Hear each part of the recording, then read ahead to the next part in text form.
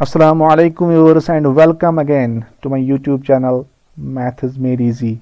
Today in this lecture we are going to discuss question number 3 of exercise 1.3 class 10th.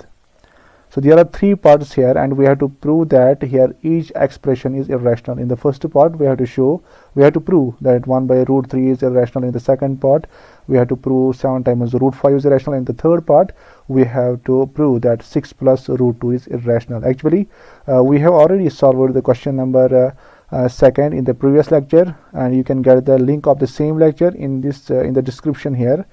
Actually the procedure is same as we used in that method. We used their principle of contradiction, and here we will again use the principle of contradiction. Okay तो क्या करते हैं, जिस तरह से हमने वहाँ पे एज्यूम किया था कि आपका जो एक्सप्रेशन है ये रैशनल है, और उसके बाद हमने कुछ रिजल्ट इंट्रोड्यूस किए थे और जो कॉन्ट्राडिक्टरी रिजल्ट्स थे, और फिर हमने ये बताया था लास्ट में कि ये जो कॉन्ट्राडिक्शन अराइज हुई है ये अराइज इसलिए हुए है क्योंकि जो हमने एज्यूम किया था वो रॉन्ग था. तो सेम हम करेंगे. फर्स्ट पार्ट को मैं डिटेल में दिखाऊंगा और ये जो दो पार्ट्स हैं इनको मैं सिर्फ आपको दिखाऊंगा कि एक्सप्रेशन कैसे लिखना है और कैसे आपको रिजल्ट बताना है. तो जो थियोरेटिकल पार्ट है वो आप इसमें खुद करोगे, लेकिन मैं समझाऊंगा सिर्फ इनको. तो पहला पार्ट हम थोड़ा सा डिस्कस करेंगे. तो उसी तरह से हम एज्यूम करेंगे कि जो हमारा जो एक्सप्रेशन है हम एज्यूम करेंगे, हम ये मान लेंगे कि ये आपका रैशनल है. तो let us assume that 1 upon root 2 is rational. और हमें मालूम है कि जो भी रैशनल नंबर है इसको हम एक्सप्रेस कर सकते हैं एज ए रेशो ऑफ 2 को प्राइम इंटीजर्स. तो जब ये रैशनल है तो जो 1 बाई रूट 2 है इसको हम रिप्रेजेंट कर सकते हैं, एक्सप्रेस कर सकते हैं एज ए रेशो ऑफ 2 को प्राइम इंटीजर्स. यानी जो ए और बी है यहाँ पे ये आपके को प्राइम हैं. ए एंड बी आर को प्राइम इंटीजर्स एंड बी जो आपका डिनोमिनेटर है और को प्राइम इंटीजर्स, और जो बी आपका डिनोमिनेटर है वो ज़ीरो नहीं होना चाहिए. Integers and b must not be equal to zero. Coprime मैंने समझा था, coprime numbers are those numbers whose HCF is 1. यानी ऐसे दो नंबर, दो या दो से ज़्यादा नंबर्स जिनका हाईएस्ट कॉमन फैक्टर 1 होगा उनको हम को प्राइम बोलते हैं. तो कोई भी रैशनल नंबर उसको हम एक्सप्रेस कर सकते हैं एज ए रेशो ऑफ 2 को प्राइम इंटीजर्स. तो थोड़ा सा यहाँ पे रीअरेंजिंग करेंगे, रीअरेंजमेंट करेंगे. तो हम लिखेंगे रीअरेंजिंग.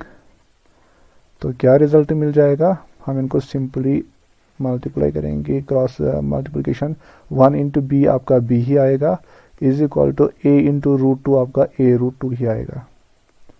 ठीक है. और हम लिखेंगे बी, ये जो ए है यहाँ से मल्टीपल है तो इक्वलिटी के उस साइड में ये डिवाइड होगा और राइट साइड आपका बच जाएगा वैल्यू रूट 2. ठीक है. तो यहाँ से सारा कुछ रिजल्ट आपको मिलेगा. यानी बी और ई हमने ऑलरेडी डिफाइन किया है कि ये को प्राइम इंटीजर्स हैं, यानी एक रैशनल नंबर को रिप्रेजेंट करता है.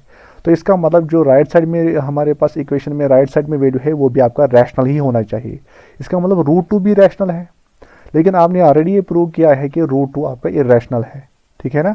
तो ये कंट्राडिक्टिंग रिजल्ट आपके पास आ गया. तो ये कंट्राडिक्शन क्यों हुई, क्योंकि जो हमने एज्यूम किया पहले कि आपका 1 बाई रूट 2 रैशनल है, ये इसी वजह से ये कंट्राडिक्टरी रिजल्ट आ गया. ठीक है. तो हम लिखेंगे यहाँ पे सिंस जो हमारे पास ए और बी हैं, a and b are integers, तो इसका मतलब जो एक्सप्रेशन b बाई ए है ये रिप्रेजेंट करता है आपका क्या, rational number. Therefore b by A is rational. तो इस इक्वेशन का जो लेफ्ट हैंड साइड है वो रैशनल है. जब ये रैशनल है इसका मतलब एंड सो जो रिजल्ट हमारे पास है राइट साइड में root 2, so root 2 is also rational. इसका मतलब रूट 2 भी आपका रैशनल ही है, लेकिन ये कंट्राडिक्ट कर रहा है उस फैक्ट के साथ कि रूट 2 आपका इरेशनल है, क्योंकि हमें ऑलरेडी जानते हैं, ऑलरेडी ये प्रूव किया है कि रूट 2 आपका इरेशनल है. तो लिखेंगे बट दिस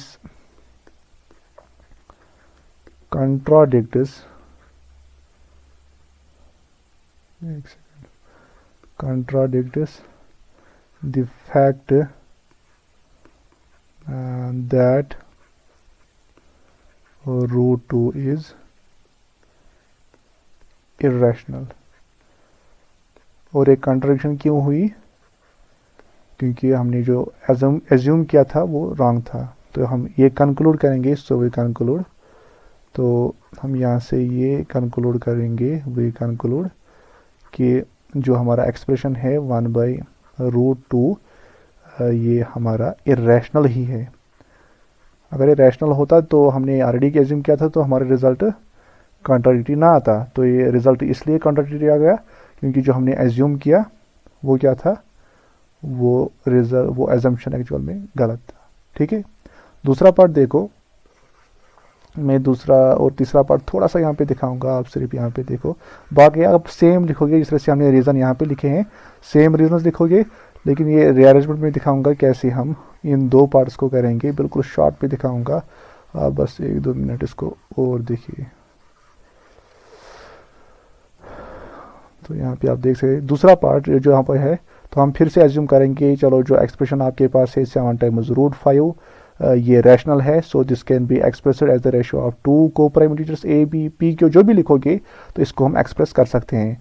तो रीअरेंज करेंगे, आपका यही फोकस रहना चाहिए कि जो रूट में वैल्यू है, जो आप जानते हो कि जो हिस्सा आप जानते हो कि इस एक्सप्रेशन का इरेशनल है, उसको आप एक साइड में कर लो। तो √5 वो हिस्सा है, तो जो बाकी बच गया उसको हम दूसरे साइड से लेंगे। तो 7 वहाँ से मल्टीपल में था तो यहाँ से b डिवाइड में आ जाएगा। तो ये एक्सप्रेशन आपके पास आ गया कि √5 = a/7 टाइम्स b।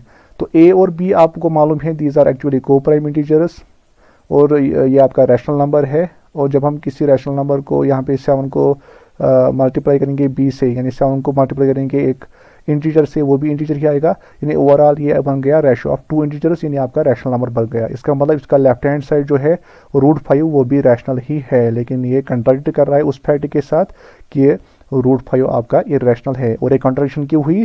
क्योंकि जो हमने इनिशियली एज्यूम किया था कि ये रैशनल है, जिसकी वजह से हमने लिखा था कि ये रेशियो ऑफ 2 इंटीजर्स है, तो हमारी एजम्पशन गलत थी। तो इसका मतलब जो एक्सप्रेशन यहाँ पे ये एक्चुअल में इरेशनल है। तो इस तरह से हम बिल्कुल सेम तरीके से इसको प्रूव कर सकते हैं। इसी तरीके से जो आपका लास्ट पार्ट है, आप इसको भी प्रूव कर सकते हो। तो हम क्या करेंगे, फिर से हम ये एज्यूम करेंगे कि जो हमारे पास एक्सप्रेशन है 6 + √2 ये रैशनल है, तो it can be expressed as the ratio of 2 integers, suppose c और d हम यहाँ पे लेंगे, where c and d are co-prime integers and d must not be equal to 0।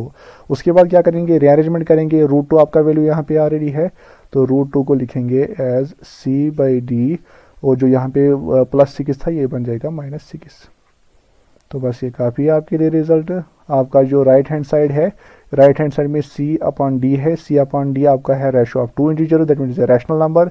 और जब हम रैशनल नंबर में से कोई दूसरा रैशनल नंबर, क्योंकि 6 को लिख सकते हैं 6/1, 6 आपका रैशनल नंबर है, तो rational number minus rational number, overall जो राइट हैंड साइड का रिजल्ट है वो रैशनल नंबर है। इसका मतलब जो लेफ्ट हैंड साइड में रिजल्ट है ये भी आपका रैशनल नंबर ही होगा। लेकिन आपने ये प्रूव किया है कि √2 आपका रैशनल नहीं है, ये इर्रेशनल है। तो इसका मतलब ये कंट्राडिक्शन हुई। कंट्राडिक्शन क्यों हुई? क्योंकि जो हमने एज्यूम किया था इनिशियली कि ये रैशनल है, ये एजम्पशन हमारी गलत है। और सही क्या है? सही है कि जो ये एक्सप्रेशन है 6 + √2 ये आपका रैशनल नंबर, इर्रेशनल नंबर ही है।